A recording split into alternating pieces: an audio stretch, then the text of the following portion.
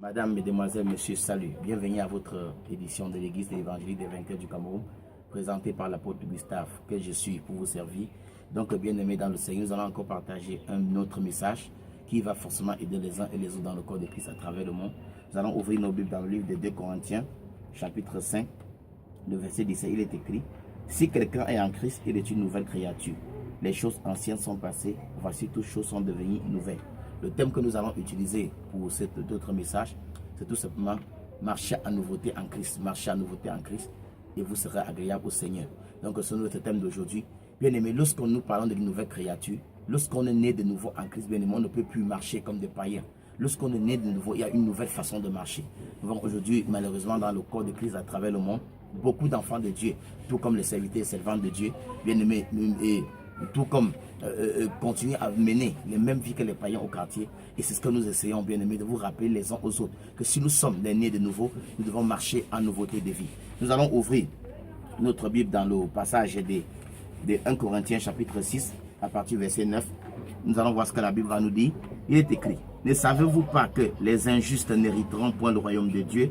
Ne vous y trompez pas, ni les débauchés, ni les idolâtres, ni les adultères, ni les efféminés, ni les homosexuels, ni les voleurs, ni les cupides, ni les ivrognes, ni les outrageux, ni les ravisseurs n'hériteront point le royaume de Dieu.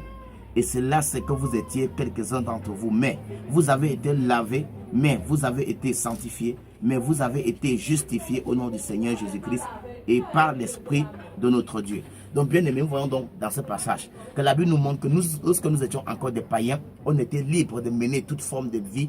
Et voilà aujourd'hui, bien aimés dans le Seigneur, que lorsque nous sommes devenus enfants de Dieu, nous avons été lavés par la parole de Dieu, nous avons été nettoyés, nous avons été justifiés. Donc aujourd'hui, bien aimés, il est à tort qu'on retrouve aujourd'hui dans nos assemblées locales, aujourd'hui le péché a été installé, bien aimé, on a légalisé le péché au sein de l'église. Ça fait en sorte aujourd'hui, bien aimé, que les gens, ces personnes ne craignent plus quoi que ce soit. Mais vous devez savoir, bien aimé, la Bible nous dit ceci: personne, tous ceux qui vivent ces endroits n'auront point d'héritage dans le royaume de Dieu. Donc, bien aimé dans le Seigneur, je voudrais exhorter à tous les apôtres, tous les prophètes, tous les pasteurs, les docteurs, les évangélistes, les anciens, les diacres, tous ceux-là qui me écoutent à travers le monde, bien aimé, il est temps de vous repentir. Donc, quel que soit le péché dans lequel vous êtes en train de vivre, il est temps pour vous de sortir. Vous devez marcher en nouveauté de vie.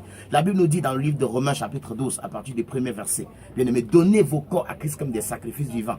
Bien aimé, donnons nos corps. Lorsqu'on parle, la première offrande que le chrétien doit donner à Dieu, c'est son corps. Et un corps quoi? Un corps saint, un corps pur, un corps agréable à Dieu. Donc c'est la raison pour laquelle, bien aimé, chacun d'entre vous, si vous voulez réellement marcher en nouveauté de vie, vous devez faire ce qui honore le Seigneur. Le verset 2 nous dit quoi? Soyez transformés par quoi? Le renouvellement de l'intelligence. Aujourd'hui, bien aimé, les chrétiens aujourd'hui vivent les vies, une vie, bien aimé, veulent se conformer au monde. Pourtant, selon Romains chapitre 8, verset 19, la Bible nous dit que le monde attend impatiemment la révélation des fils de Dieu. Donc, bien aimé, le monde attend. Aujourd'hui, au lieu que l'église montre la conduite à suivre au monde, c'est le monde qui montre la conduite à suivre à l'église aujourd'hui. Nous voyons toute forme de les pasteurs aujourd'hui qui veulent imiter le monde, les enfants de Dieu qui veulent imiter les païens. Nous voyons aujourd'hui dans le corps de Christ, bien aimé, au lieu que l'église montre le bon exemple au monde, le contraire des choses aujourd'hui. Et dans le livre de Romains, chapitre 3, la Bible nous montre clairement que c'est à cause de vos péchés, que, bien aimé, à cause de vous, le nom de Dieu est blasphémé parmi les nations. Est-ce que vous savez qu'à cause de vous, beaucoup de personnes ont cessé d'aller à l'église? À cause de vos péchés, même les païens qui vous entourent, qui pouvaient aller à l'église, mais à cause des abominations que vous commettez matin, midi, soir, ça les a découragés d'aller à l'église. Donc, bien aimé dans le Seigneur, chacun de vous doit comprendre, c'est comme le dit 1 Timothée 4, le verset 12, que personne ne méprise votre jeunesse, moi soyez le modèle en toutes choses. Donc, bien aimé, quel que soit le lieu dans lequel tu es en train de m'écouter, repentez-vous, bien aimé, et vous serez agréable au Seigneur. Nous vous aimons et Dieu vous aime par-dessus tout. Shalom.